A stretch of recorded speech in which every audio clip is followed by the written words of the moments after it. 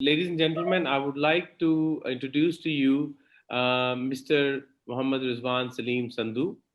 He has been serving as an assistant professor at Department of Management Sciences, Virtual University of Pakistan since July 15th, 2011.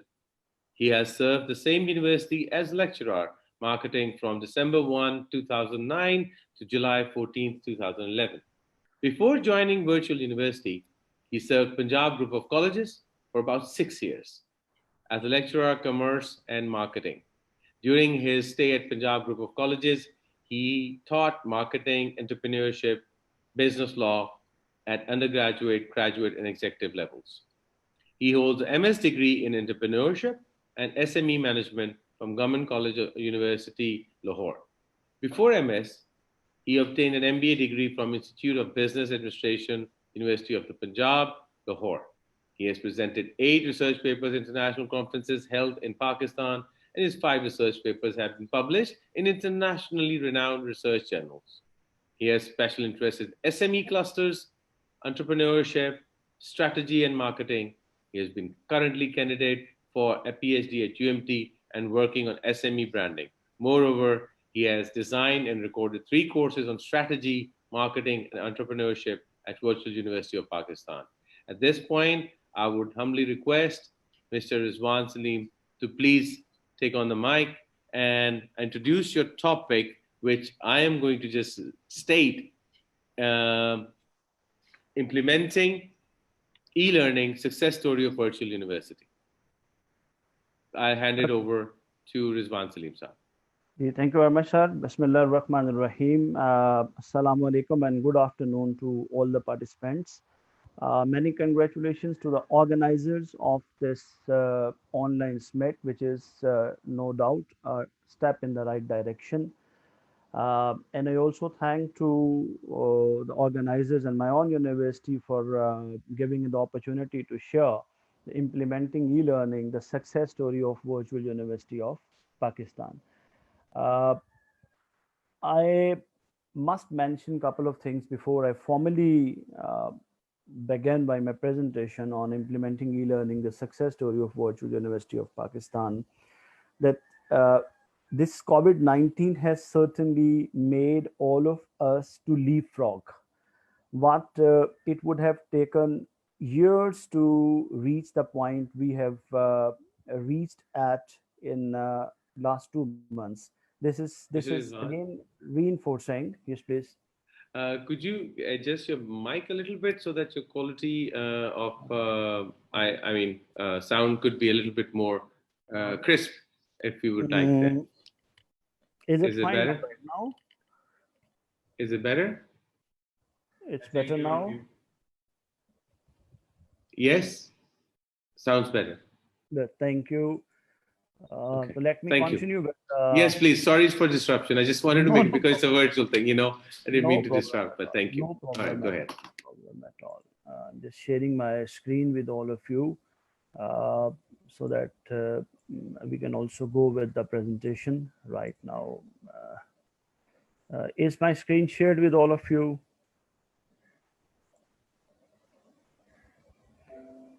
I hope the all participants can really view the screen. I was just highlighting the point that this is blessing in disguise, that because of this event, we all have leapfrogged.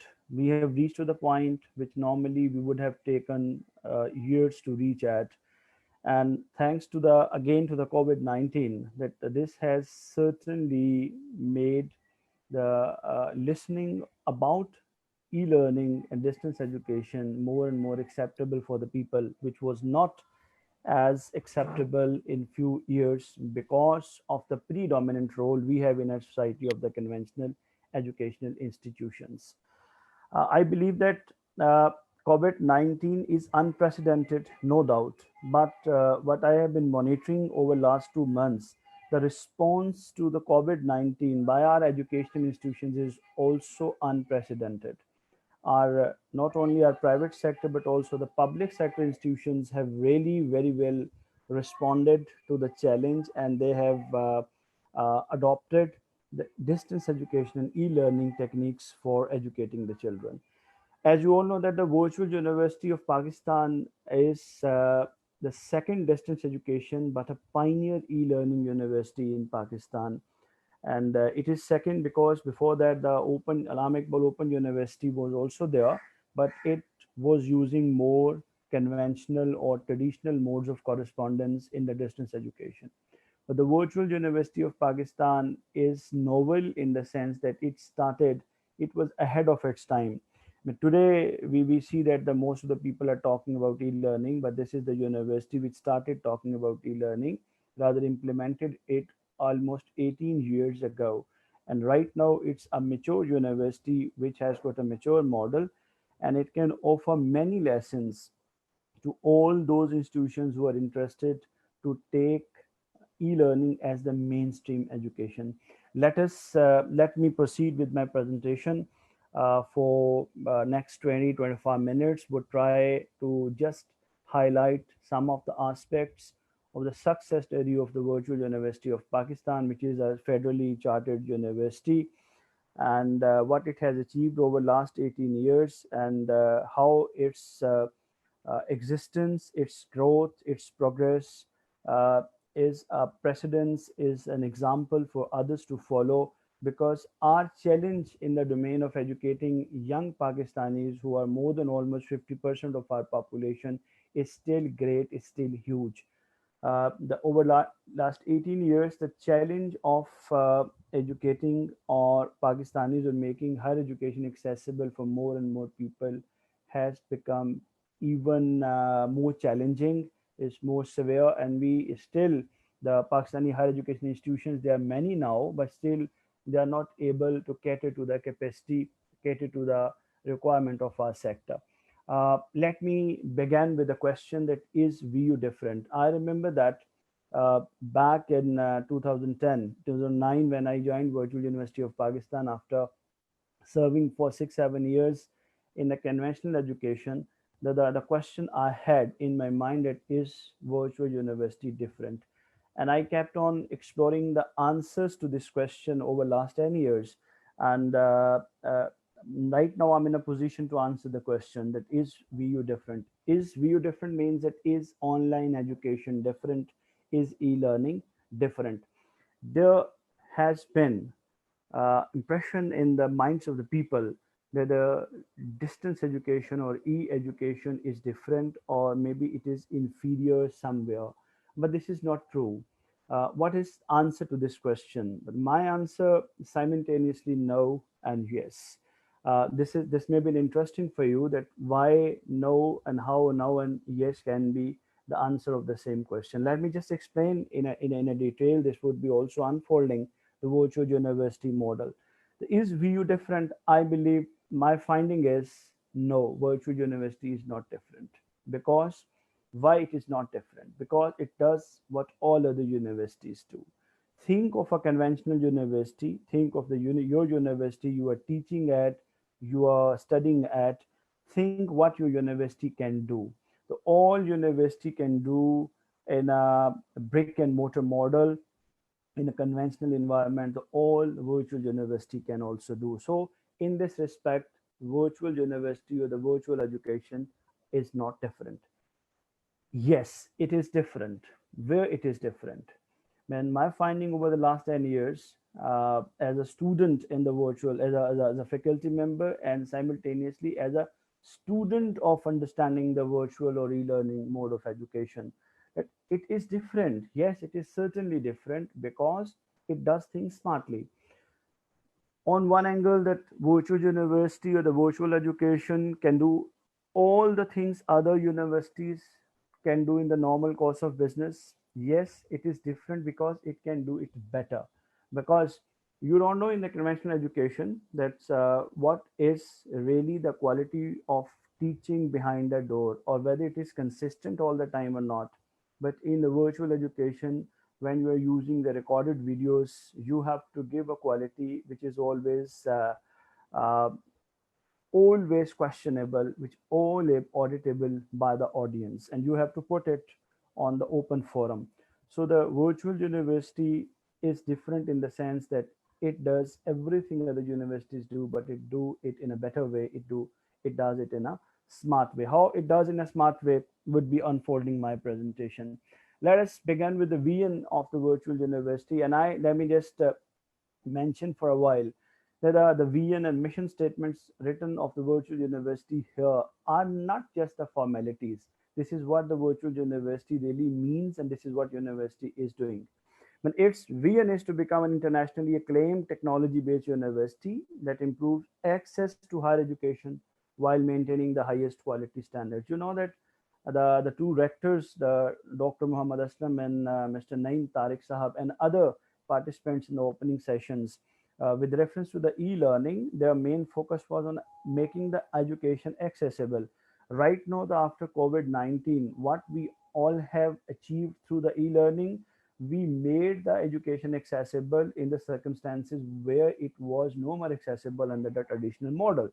And second is not only making the higher education accessible, but maintaining the quality standards, which is a big question. And what's the mission? While mission statement, you would be also knowing the model of the virtual university.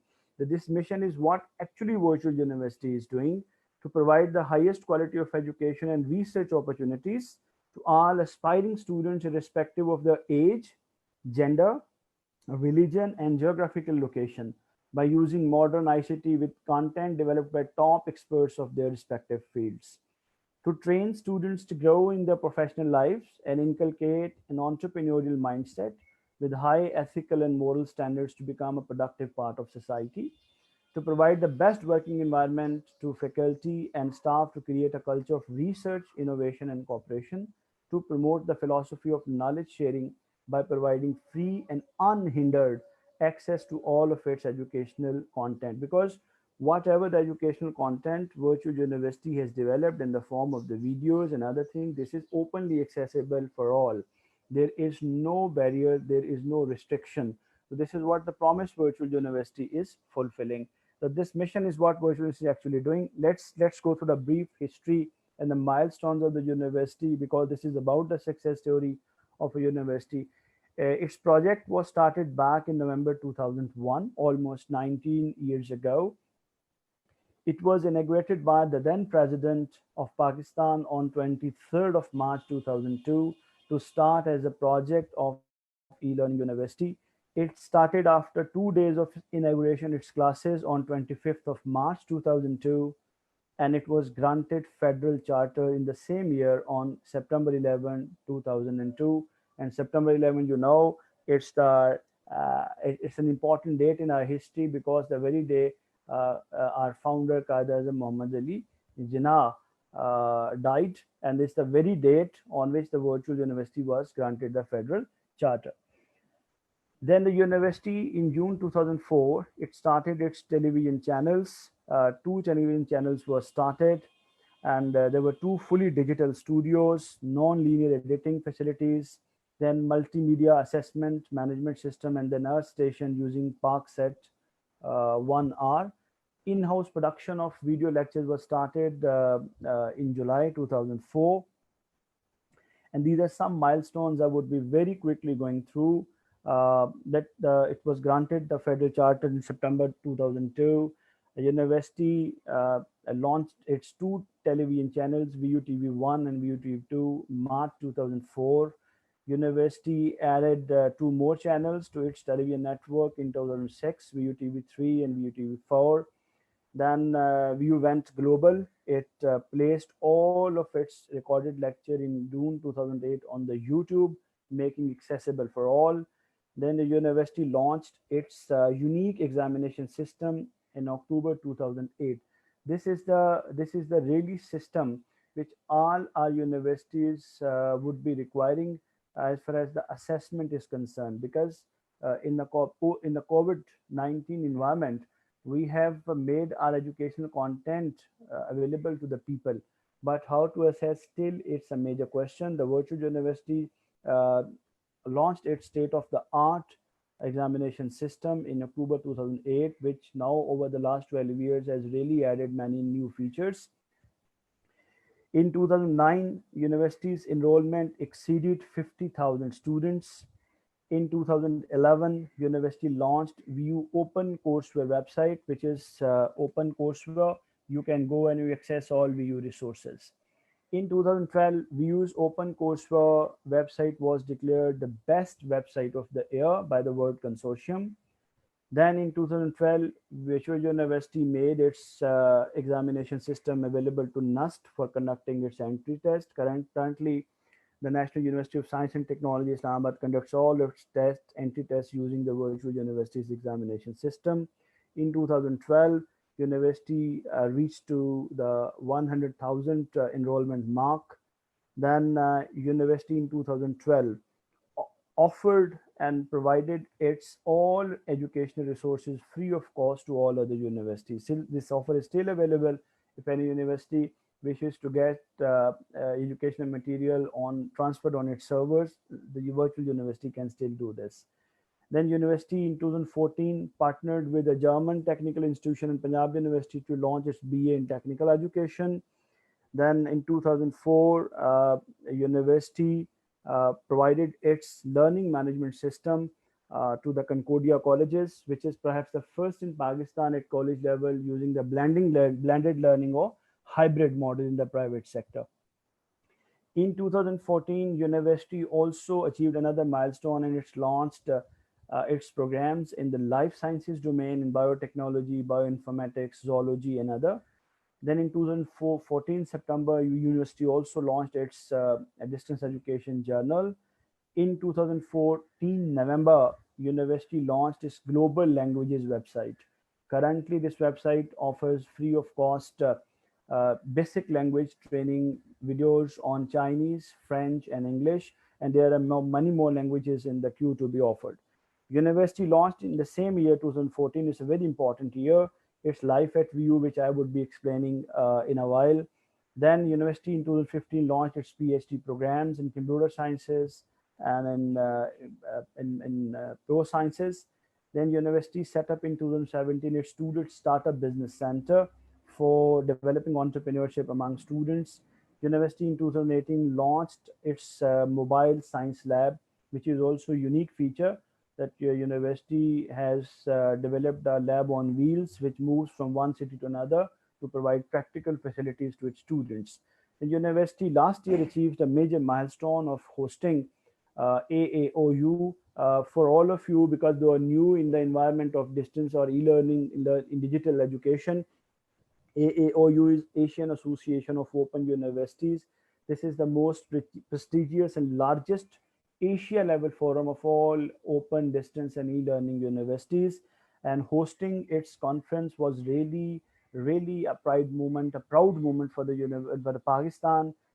It was chaired by the President of Pakistan, and Pakistan very successfully chaired the AAOU 2019 in October 2019. Now let me just move on to the briefly the organization. This is since it's a federally chartered public sector university, the President of Pakistan is the Chancellor. Its Board of Governors is chaired by the Secretary, Ministry of Information Technology, and it's in the Government of Pakistan Administrative Unit is also with Ministry of Information Technology. University has got 5 faculties: Faculty of Arts, Faculty of CS and IT, Faculty of Education, Faculty of Management, Faculty of Science and Technology. Faculty of CS and IT is the oldest, followed by the Faculty of Management, and then Faculty of Arts, Education, and Faculty of Science and Technology. University also has got some special initiatives and centers. Its DigiSkills, you might have heard the name of DigiSkills.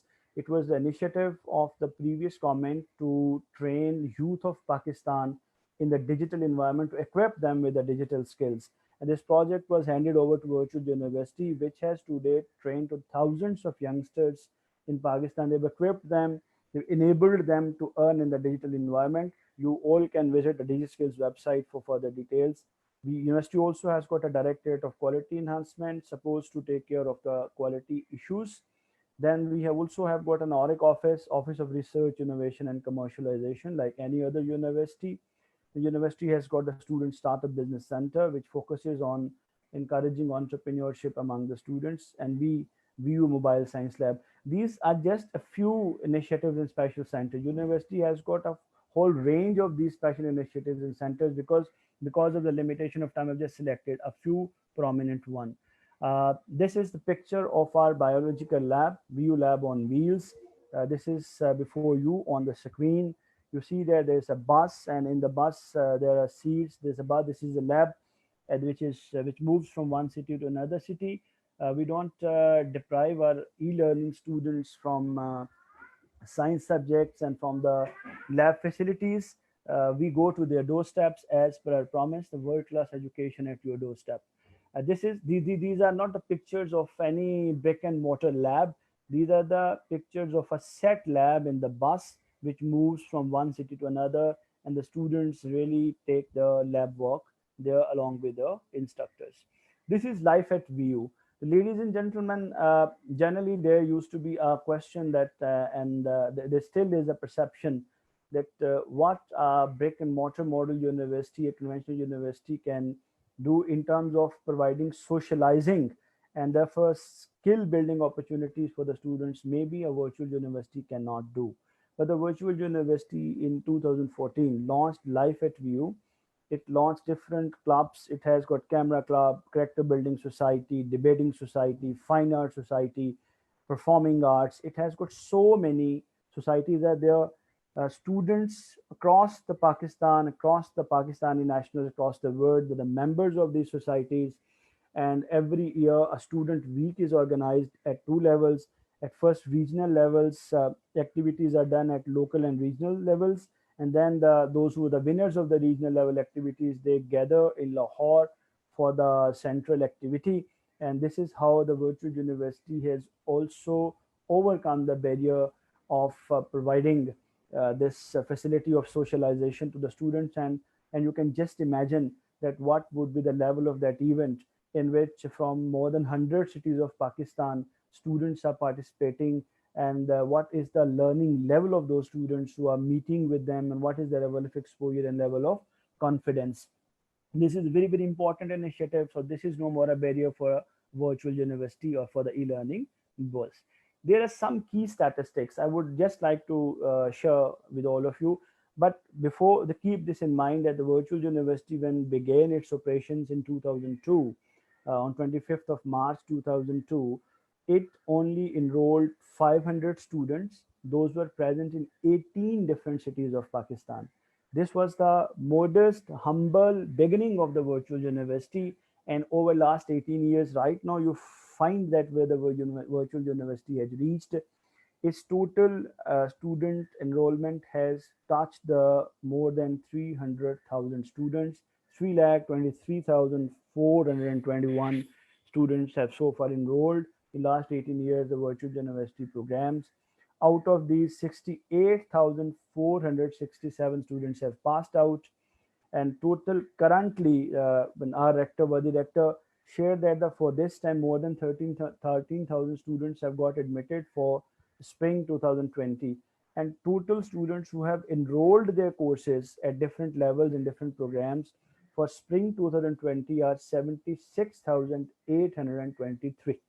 And it is expected that for the midterm of this semester, almost more than 300,000 students will appear in the exam of different courses. And out of this, that 11,309 students are overseas Pakistanis from 108 countries who are enrolled in the programs of virtual university and currently pursuing their education. University has got 200 virtual campuses, which we call as resource centers. I guess Mr. Mozim Shabazz, one of the speaker of the opening session, he was talking about the resource center and the physical campuses. The virtual university has got 228 are owned by the university, and 172 are the partnerships with the private sector. So virtual university also has experienced and experimented its own centers model and with the partnership model. The university has got its, though it's globally present virtually, but it has got its physical footprint in more than 100 cities of Pakistan. It has got 5 faculties and it has got 90 programs offered by those faculties. Currently, university has 200 plus of each, about for 50 hours recorded courses which are available online for the world and for the Pakistanis. And universities' total employees, academic and non-academic, has crossed 800 mark. So these are the statistics which are evidence of the success, stability, and sustainability of the virtual university. Let me just move on to the another part and address the very fundamental questions some of the institutions may be interested or participant interested to know. This also outlines the philosophy of the virtual university back in 2001 and 2 when the discussion of virtual university was on. It was about to be formed, about to be uh, founded. And the situation was that about only 3.5% of Pakistanis of the age, university age, just were going to the universities, and about 95% Pakistanis had no opportunity to go for the higher education. The situation is not different. If today's statistics are taken, our population is 220 million almost, according to the recent census. And those whose age is 18 to 25 years, they are actually the university going cohort of youngsters. Only 8% still have got enrollment in the higher education. Like that, this has improved only from 3.5% to 8% in last 18 years. Still, it means that 92% of Pakistanis, it's a big untapped market is there. Still, this can be touched. And this was the very reason the virtual university was thought to be founded, and it was founded. Another challenge was that the previous was the huge population, which was having no access to the higher education. Second problem was the dearth of qualified faculty. Look, this was an argument in one of the meetings in which the virtual university's foundation discussions were taken care of, were considered, that you can with the money you can set up many buildings, but you cannot have the qualified and competent faculty at once. It takes 10 to 15 years to groom a faculty member to become a really competent faculty member at a university level. So the quality of professors were very, very limited. Still, if we go the figures, there are the few people who are teaching at the university. Number one, there was a large population. There was dearth of qualified faculty. There were other barriers to higher education. High cost of conventional education. Dr. Aslam Sahib, in his opening speech, rightly pointed out the phenomena of the difference between the cost of providing education conventionally and through the digital environment. So there's a high cost which generally is not affordable. I just give you the figure that on average in a 4 years program, through the conventional university, maybe the private or the public, because the public university costs the same because this is subsidized by the government. It's almost more than 1 million, which is the fee a student has to pay for a 4 years program in Pakistan right now. But the virtual university's fee is much less for the 4 years program. It is about 0.15, 150 thousands only for a 4 year program. You check the difference of the cost between conventionally provided education and digitally provided. Another issue was consent. When the good universities were only concentrated in major cities. You cannot think that today you found a university and this is accessible for all across the country. This is very difficult. There are limitations of the conventional institutions. Then every conventional institution has got a very limited enrollment capacity. UMT is a huge university, I know. There are many other universities, but still the capacity is limited. But through these were the challenges before, based on which the virtual university was founded. Though there is dearth of qualified faculty, but virtual university thought of sourcing, thought of borrowing the professors from all world-class universities. If you could see this picture on the screen, you can find out the faces from different universities of Pakistan who were sourced by virtual university, were not stolen by virtual university, were sourced. The courses were developed and these were made available to the Pakistani youth. This was the model of the virtual university, that how to compensate the shortage of faculty, ask the faculty members to develop, record their courses through which on standardized terms, so that all can benefit from this. Then technology was used as a force multiplier. This is the technology actually which has made our education accessible for all in a no time, without the constraint of time and space. Then our television, internet were used. Then the uniform education was provided across Pakistan. So this was actually this is just a pictorial diagram. This is how this is satellite is there, the university headquarters are there, virtual campuses are there, or the student body is there. So the details are there. Then let me just move from here very quickly to the profile of a typical course class at virtual university. This is a course currently I'm teaching with my team, and I have also recorded this course, and it's selected for you just to share that what are the some of the typical profile facts of a course at virtual university. Its course name is Principles of Marketing. Its code is MGT 301. It's an undergraduate level course. Its current enrollment in spring 2020 is 6,076 students. It has got 12 modules, and it has got 154 videos. This is just a snapshot of the LMS, Learning Management System. There's a teacher is there. This is my picture. I'm sorry for projecting myself here, but this course has been recorded by myself. That's why my picture is there. There are some, because I'm not taking LMS, talking more about LMS, because another colleague of mine has got a full presentation on the learning management system of the VIEW and its learnings. Then see that what is the gender distribution. Out of this 6,000 people enrolled in this course at our university, which we are supposed to teach in spring 2020, 63% are male and 37% are female. Age distribution is with you. If you see that collectively, combinedly, less than 17 or 14 students, and from 18 to 25 there are 3,400 students, and from 25 to 34 there are 2,233 students, and above the age of 34 there are 448 students enrolled. If we combine the middle two bars, we find that those whose age in the particular course are those who have enrolled, the age is from 18 years to 34 years. This is the age distribution. So largely the youngsters are enrolled in this course. This is the employment status in the course. About 4,000, more than 75% students are unemployed, are the fresh graduates, but about 1,600 students who have enrolled this course for the program, they are employed. So we have got a good blend of fresh and in-service students. Look at the geographical distribution. They are from all parts of Pakistan, though predominantly from Punjab, because more than 50% of population of Pakistan is based in Punjab.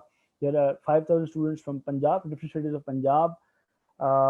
There are 126 overseas students. There are 183 students from Islamabad, capital, 511 students from Sindh, 7 from Gilgit-Baltistan, 14 from Balochistan, 190 students from Khyber Pakhtunkhwa, and 33 from Azad Kashmir. You look at the geographical distribution of the class, it's a fairly diverse class in terms of geographical territory, and this is really a good sign. This is a religious background. I would not spend time. So this is because Pakistan is a predominantly Muslim country. Most of the students are Muslim, but our other sisters and brothers of different religion, they are also the part of the class. And this is really, really a very, very pleasant, because I personally, when receive questions from our students who are from all geographical parts of Pakistan and all religions who are coexisting in Pakistan, that I really feel happy to receive their questions and respond them. And this is really multiplied learning for me and for those who are the part of this class. So this was a typical class in the virtual university. Just about the future plans of the university. University has got three things: high quality uniformity, and affordability. This is university is really living up to its promise. Now, our future plans are K-12 interventions like school education, more PhD programs, teacher training, then training and certification, lifelong learning, IT training, then one campus per district. It's the university's program, establishing schools and colleges, then more degree programs, advanced technology center, launch of vocational agriculture and health training programs. We have started working on this. MOUs, collaborations with others, linkages with international universities. And finally, this is the conclusion. I would like just to take 1-2 minutes more before we move on to the question answer session. I know that I have just already consumed my time. Yes, sir. I would like to. He's asking for 1 2 minutes. Okay, sure, One, two sure. minutes. Just 2 minutes to conclude, and then you can please start the question answer session.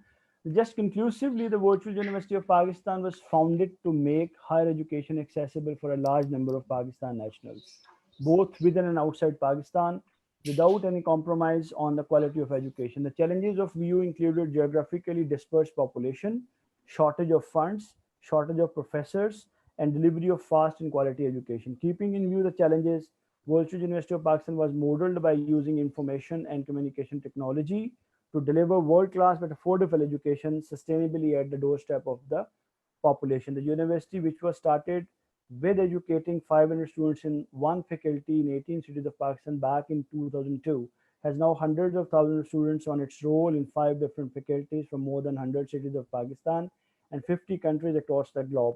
The university had a large number of alumni on its credit, serving almost all fields of Pakistan and abroad, and success of the VIEW model does offer useful lessons for others to learn. And key learning is, finally, would like to conclude that distance is not a problem but opportunity, and the existence of virtual university is an evidence. If you are really interested to know more about the history of VIEW, on this link there is the interview of the founder rector of the university. You can really explore the more details. Virtual University for an Educated Pakistan. Thank you very much, and floor is yours for questions. Thank you very much, sir. Thank you very much. I am very, very delighted that, sir, you did a very wonderful job in outlining a lot of questions, and I think a lot of points were laid out. I especially love that part where it's about mobile labs. I think that virtual university is definitely leading the way in a lot of manners, and you guys have been doing it for quite some time. And unfortunately, it took a crisis like this to bring the things out and be brought out to the world as to what is really, really important, is because in countries like ours, where infrastructures and accessibility is limited for many reasons, and there could be many, many reasons why. So I think VU is doing a great job. Uh, and so, as we shared with you earlier, UMT has started on it. I think institutions like ours can learn from each other moving forward. And so we have two questions or three questions. We have been looking at a bunch of questions have come in, but we have kind of shorted them down, and we are not giving direct access. As you know, it will be difficult to handle all of that. But at this point, I would like to ask. A question is related to lab on wheels idea. Is going to solve several issues faced by the students of science subjects. How can this idea be further promoted? Um, this idea is there about, instead of bringing the horse to the well, is take the well to the horse kind of a thing. So how do you do that? And could you give one is that? And if you want to, I can give you all three questions at the same time, or you can. Would you like that, or would you just go one by one? Because we are As you like, limited on time. as you like that. Okay, but one by one, I just briefly respond to the questions. The first one, which is lab on wheels, this is more of a comment of a suggestion that actually the virtual university has already successfully experimented. It has ran this initiative over last 3 semesters. So this is a very successful. Almost the lab has visited all the major cities and cities of Pakistan. What all we need to do is actually to invest more. The more capital is required, more investment is required to set up, to clone the model. The lab on wheels, this the one lab on wheel model, and another one is also our I mean foldable lab, in which in this particular we just go and lab is ready, students come and they experiment. The second model is there is another vehicle or vehicles which have got all the lab equipment. We take this equipment to your doorstep. You just provide us some room there, and we set up the lab for your students. You do your experiment, we take back our equipment and we come back. So the two models were working. University is on for it. University is trying to clone the model. It's to invest more and multiply the lab so that more and more students and people in Pakistan can be uh, served for the purpose. I hope Uh, I have answered. yes. I think that was a well words answer. Another question is that for students, specific data SIM packages should be offered to overcome the internet limitations. I mean, this is related to as you might very well know, our students all over, all the students that are going online are having this a lot of big problem related to the internet connectivity and the limitation of resources. And the other is what steps can be taken to create awareness about distance learning. We can combine these two into like what kind of internet connectivity issues are there, and what else, how we can take it to create an awareness about distance learning. um, Okay. I will join with this. A second part of the question is that because of the time, that is there training courses for early years educators and online teaching solutions of young learners at VU? So this will be the second part. It's a separate one, but I've basically combined three questions into two. One is you can talk about the connectivity and is there any kind of packages that could be available, and how do you create awareness about distance learning, and is there any training courses for early years educators and online teaching solutions for young learners? So Okay. these On are the three things. Okay. Thank you very much, sir. On the lighter note, for the middle question, middle part of the question, I would request the COVID-19 to stay for a more, because the No, way I the way it, the way it has made the awareness to spread about education, no other way was as effective. This was on the lighter note. I just number one. Was a very right person you had in the initial session, Mr. Mozam Shehbaz. I don't know whether he's still available or not. He was talking about perhaps inviting the private sector to partner with universities, industry to in this segment. For example, there was an idea a few years back at virtual university which was debated, but we could not implement it, as some universities did it, like negotiating with cellular phone company, or with the computer manufacturing company, and an internet service provider, just to create triangle of all these three industries: education leading, supporting computer industry, and the internet service provider or the cellular companies. There is really a possibility to work out lifelong, very affordable internet packages which can be charged to students through their fees without shifting any extra burden. This could be an institutional sale for the companies, but there is a model. The virtual university is a university predominantly. This can encourage and facilitate such ideas. But on this, we will have to invite the industry. This is what the opportunity from this particular summit can be for the cellular phone industry and others. Number two, awareness on the distance education. Like I believe that the now the awareness has already started spreading.